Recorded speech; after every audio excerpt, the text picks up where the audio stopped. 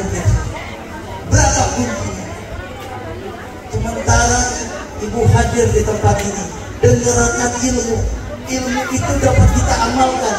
Yang kalau kita amalkan memperoleh kebahagiaan kita. Kenapa kita tidak jaga dan rawat itu dengan sebaik-baiknya? Kenapa kita harus berhitung?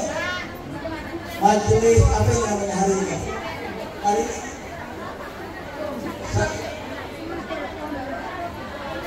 Sabilul Hidayah bikin agenda, sudah infak, kemudian dikirim lagi yang namanya sorban berjalan. Hatinya nanya, saya sudah infak, diminta infak lagi. Berarti itu orang yang tidak ingin meraih kebahagiaan. Ada yang mau protes? Jadi intinya yang pertama ibadah qasirah dan ibadah muta'ad dia. Bahasa sederhananya begini, ibadah qasirah ibadah pribadi, ibadah muta'adiyah ibadah sosial. Ya, supaya paham, ibadah qasirah ibadah muta'adiyah ibadah sosial. Dua tuh, kunci dalam hati. Jalan yang baik-baik. Yang kedua, hidup itu bahagia. Yang kita cari dari semua ini adalah kebahagiaan. Dunia bahagia, akhirat jauh dari siksa api. Bagaimana memperoleh bahagia? Dengan ketenangan, dengan kesenangan. Karena banyak orang kaya yang tidak senang, tapi tidak sedikit orang senang jadi orang kaya. Berapa itu? Dua terakhir. Jadi yang tengah-tengah udah pengen siap-siap dapat jawabres. Yang terakhir, tugas kita hanya berdoa dengan niat yang mulia, kemudian ikhtiar dan tawakal kepada Allah Subhanahu wa Ta'ala. Tadi ada yang datang, yang anaknya besok mau wisuda, yang anaknya besok mau kerja di luar negeri tugas baru, ada yang segala macam. Lakukan tiga hal: berdoa, ikhtiar dan tawakal. Mudah-mudahan sesi yang kedua ini memberikan pencerahan buat kita bahwa tidak ada yang bisa kita cari kecuali dengan ketenangan dan kesenangan. Jangan mencari bahagia dengan cara-cara yang tidak diridhoi Allah Subhanahu wa Ta'ala. Surat cinta yang ketiga kali. Silakan buat jamaah yang ingin bertanya, dipersilakan untuk 5 orang penanya. Silakan. Ya, yang belum aja silakan. 1, tengah 1, ya, 2, pinggir 1, 3. Ya ini tempat ya ini nih yang video 1, yang tengah mana tadi? Nah itu 2, 3 yang pinggir. Yang belakang tadi yang kanan ini belum dapat nasi dia, belum nasi kok. Oh ya, silakan. Assalamualaikum warahmatullahi wabarakatuh. Saya asal dari Bangka Belitung. Kasihkan ulangi. Saya bertanya sekarang. Ustaz, izinkan saya bertanya, bagaimana hukumnya kalau kita menjalankan sholat itu kelupaan di saat itu ada ngantongin sesuatu gitu, misalnya kayak ngantongin uang, ngantongin apapun benda itu. Biasanya memang kalau pas ingat itu diambil dulu gitu. Gimana hukumnya kalau lupa? Terima kasih Ustaz. Assalamualaikum warahmatullahi wabarakatuh. Ya, yang ini tengah dulu nanti sesi kedua ya. Ya, yang KKMT. Bismillahirrahmanirrahim. Assalamualaikum warahmatullahi wabarakatuh. Mohon Ustaz, ada di depan dari teman. Beliau itu digunakan untuk ibadah sholat, tapi beliau diizinkan oleh ibadah sholat, tapi ketika di rumah ataupun keluar tidak diizinkan pakai jilbab. Sedangkan kita di antara kita tuh banyak yang ikut seperti odot ya, badai jos. Tapi di saat kita keluar anak terus kita baca Al-Qur'annya pakai murotal, pakai HP, tapi tidak pakai jilbab. Itu gimana hukumnya? Terima kasih Ustaz. Wassalamualaikum warahmatullahi wabarakatuh.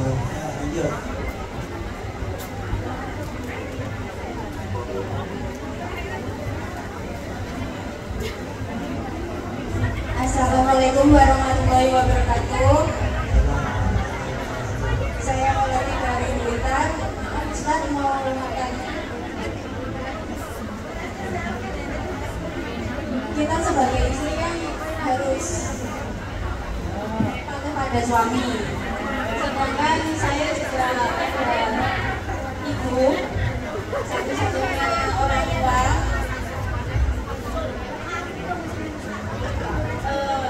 Saya mau mengutamakan saya atas suami saya, sedangkan saya ingin berbakti pada ibu, suami saya terlalu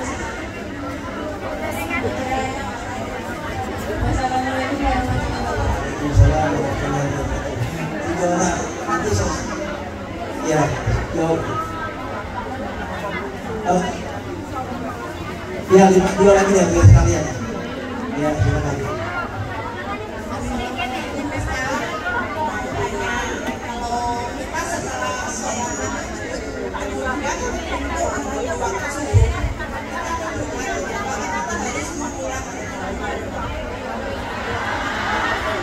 Belakang. Ya, yang belakang tuh, ya. Yang baju biru tuh. Baju biru.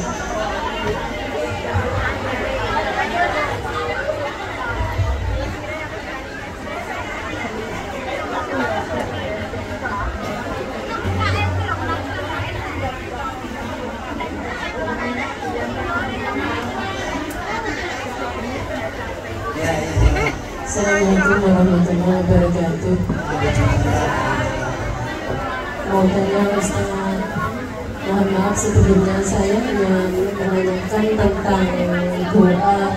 Kita membaca niat puasa bulan Ramadan itu kadang-kadang kan kita pelajarinya Ramadana ya. Itu yang sebenarnya Ramadana atau Ramadani Ustaz? Terima kasih atas jawabannya. Assalamualaikum warahmatullahi wabarakatuh. Baik, untuk yang pertama terkait tentang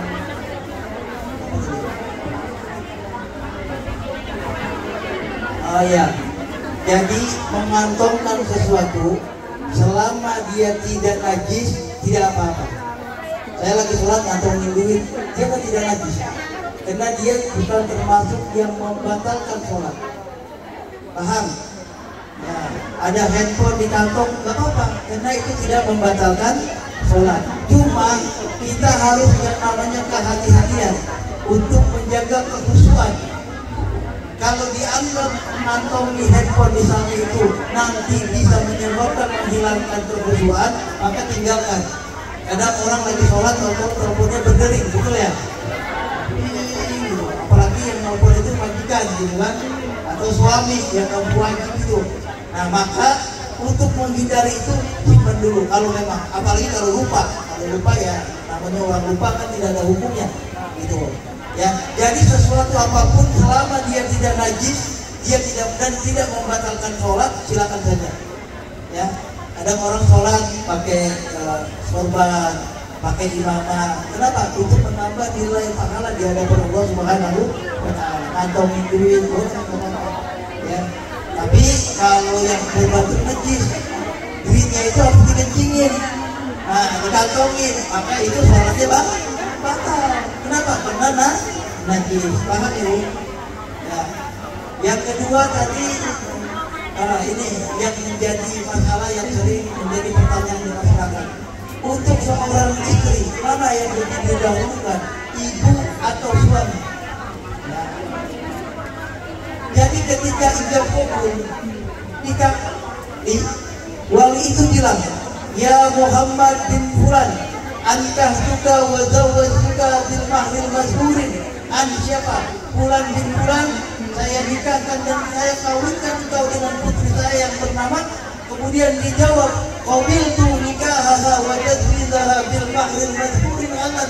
Saya terima nikah dan kawinnya bulan binti bulan dengan mas kawin tersebut dibayar tunai.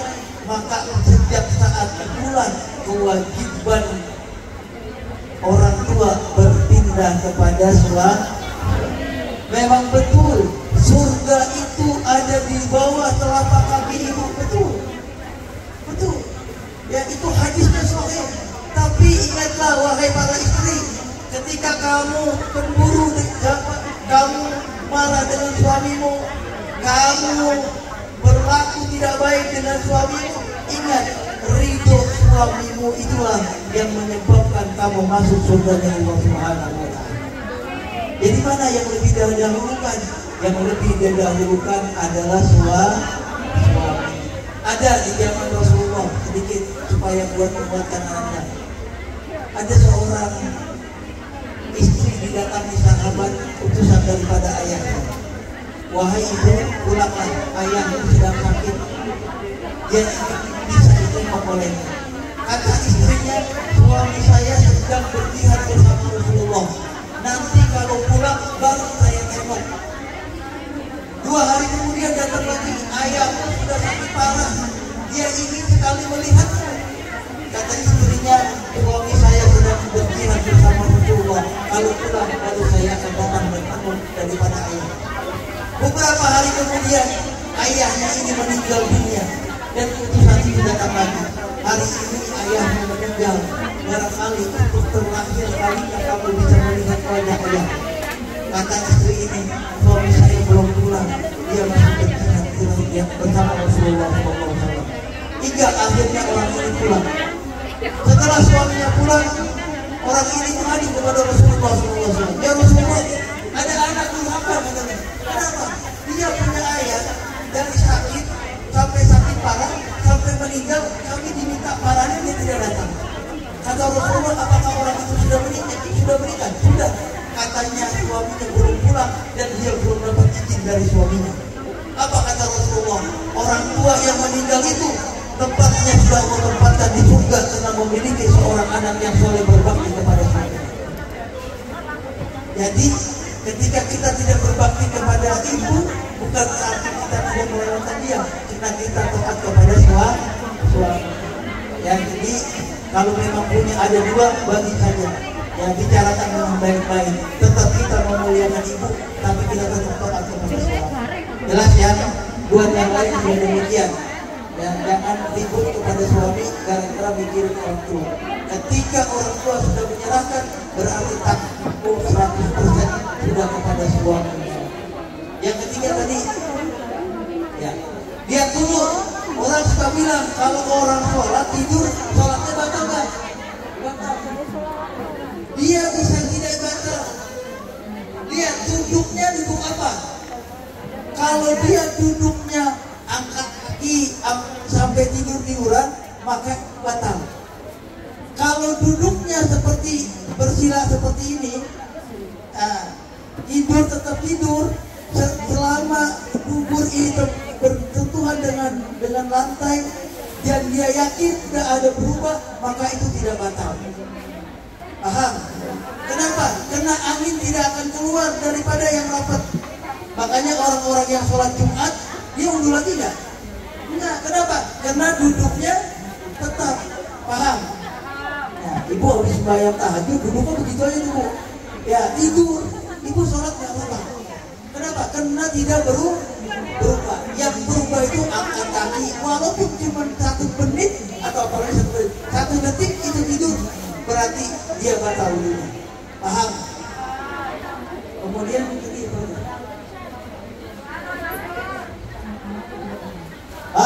Ramadoni nggak ada perlu dibahas, itu hanya bahasa bu. Ya, baiknya kalau sendiri Ramadoni, ya, karena itu hidup wilayah ya, itu hanya bahasa. Kita mengajarkan Ramadona karena kira-kira kita habis sholat tarawih niatnya sama-sama, ya kan? Apa niatnya itu kalau puasa? Nawaitu sama Godin an adai Fakisari Ramadona. Karena rame-rame ya kan, Ramadoni sendiri itu. Ya kalau sendiri niatnya Ramadoni saja. Ya tapi yang penting bukan ucapannya. Yang penting dalam hati itu bilang, saya niat puasa esok hari ya di bulan Ramadan tahun ini karena Allah Ta'ala. Boleh dipanjangin mulai terbit fajar sampai terbenam matahari karena Allah. Yang penting hatinya niat. Allahu Akbar, hatinya niat, nggak niat sangat sholatnya. Nggak sah. Ketika ibu Allahu Akbar, hati bilang, saya niat sholat zuhur karena Allah Ta'ala. Ya, takbir itu hanya rukun qauli, tapi yang niat adalah hati. Kalau niat innamal a'malu binniyat wa innamal likulli imri'in ma nawa, orang itu bergantung dengan niatnya. Kalau dia tidak niat, pekerjaan itu akan menjadi sia-sia. Betul? Ya, jadi ibu sholat zuhur, Allahu Akbar, nggak niat, tapi takbir, nggak ada nilainya di hadapan Allah. Niat dalam hati, ketika Allahu Akbar, Allah, hatinya ngomong, saya niat sholat zuhur karena Allah. Udah begitu. Kenapa? Kebut amaan, nanti hatinya bisa berubah dengan takbirnya. Ketika kita Allahu Akbar, hati itu bicara, saya niat sholat zuhur karena Allah. Kenapa? Karena segala sesuatu itu nilainya adalah niat. Sama juga itu bilang, awaitu sama Godin, itu lafaznya, hatinya niat. Ngomong, saya niat puasa bulan Ramadan esok hari mulai terbit fajar sampai terbenam matahari tahun ini karena Allah Ta'ala. Paham? Paham deh? Ya, terakhir tadi apa tadi?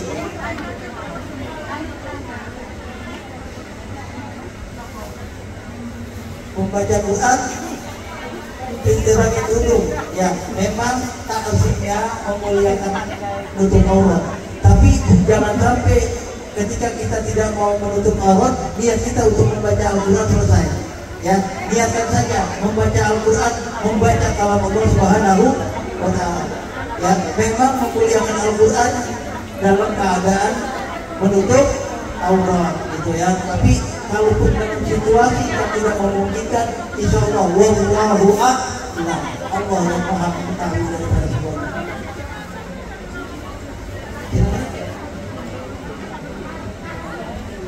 Ini yang pertanyaan, silakan, ada hadiah istimewa menginap 3 hari 3 malam di kantor polisi.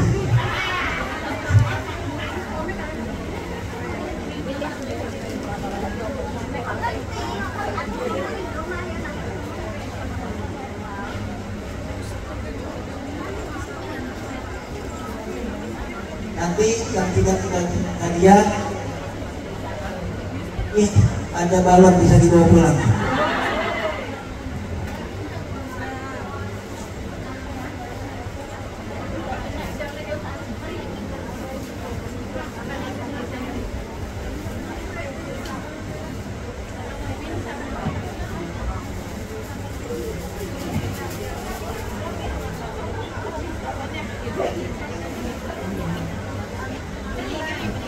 Jemaah sekalian, saya ulang ringkas lagi supaya kita pulang dari sini bawa ilmu yang kita peroleh jadi ilmu yang manfaat.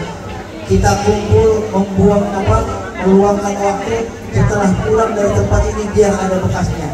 Ya, tadi ibadah dalam Islam ada berapa?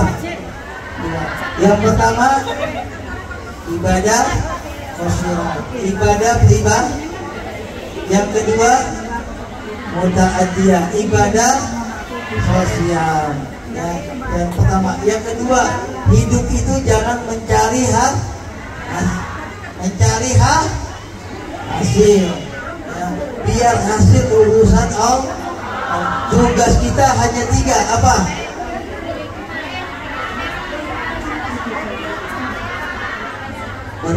Berapa yang pertama?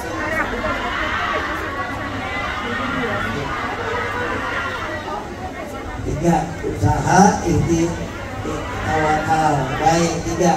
Kemudian apalagi yang tadi belum saya jelasin? Yang ingat, yang belakang. Ya, hidup itu harus cari kebahagiaan dunia, kebahagiaan akhirat, jauh dari api neraka. jangan hidup cari tapi hidup cari senang. Orang senang belum tentu orang kaya, insya Allah balik. Orang kaya belum tentu orang senang, insya Allah. Nah ini Pak, kayak seperti ini. Ya. Insya Allah nih bawa pulang. Ya. Jangan sampai kita hadir di tempat kebaikan tapi tidak ada manfaat yang bisa kita bawa pulang. Tidak ada manfaat yang kita kerjakan. Ya, jangan sampai perkumpulan ini yang setiap minggu, setiap bulan, setiap 2 minggu sekali hanya sekedar ajang silaturahim, tapi tidak ada ilmu yang bisa kita bawa pulang. Insya Allah mulai hari ini kita makan pakai tangan, minum pakai tangan, makan jangan sambil makan, jangan paham? Minum baca ya, alhamdulillah terus Allah puji terus la in syakartum la azidannakum wa la in kafartum inna azabi.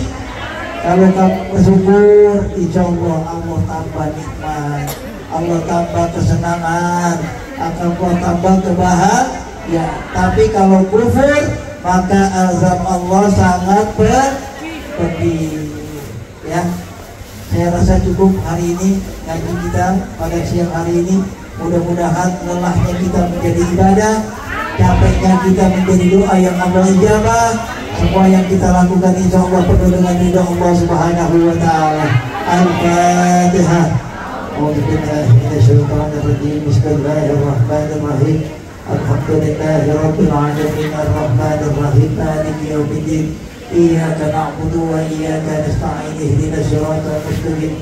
Siratal ladzina an'amta 'alaihim ghairil maghdubi 'alaihim waladdallin. Amin. Sebelum saya akhiri dengan doa, mari sama-sama kita bersalawat buat Rasulullah. Sambil diikuti selawatnya.